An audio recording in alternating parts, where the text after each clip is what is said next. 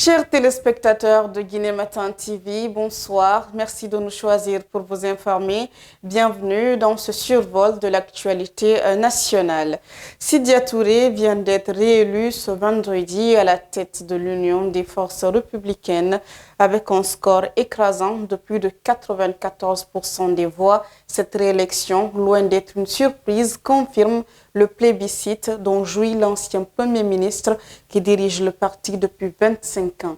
Il continuera de présider aux destinées de l'UFR pour les 5 prochaines années.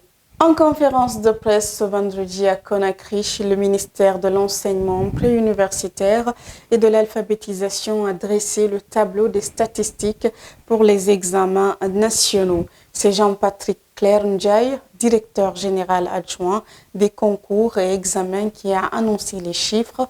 Au total, 566 071 candidats, dont 261 137 filles, sont attendus dans les 2188 centres d'examen disséminés sur le territoire national. Pour éviter la fraude durant ce processus d'évaluation, le ministère a prévu que les sujets soient transportés par la gendarmerie et que la police assure la sécurité des centres pendant toute la durée des épreuves. À Cancan, la commission des agents recenseurs a annoncé ce vendredi l'arrêt de ses travaux et son entrée en grève illimitée.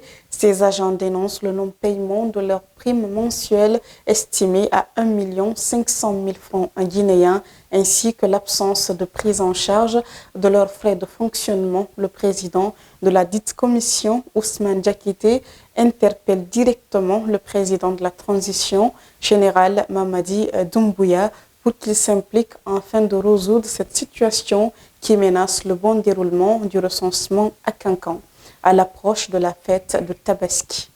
Sur un tout autre plan, la compagnie des bauxites de Guinée a tenu un atelier stratégique les 29 et 30 mai 2025 pour redéfinir sa politique de ressources humaines face aux défis de la transition de l'entreprise et de l'évolution du monde du travail. L'objectif est d'optimiser la gestion des talents, de s'adapter à un environnement vulnérable, incertain, complexe, ambigu.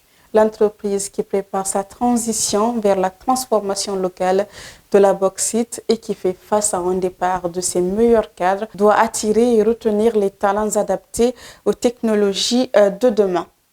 Et voilà, mesdames et messieurs, ainsi prend fin ce survol de l'actualité nationale. Merci à vous de l'avoir suivi. À très bientôt pour de nouvelles éditions d'informations. Au revoir.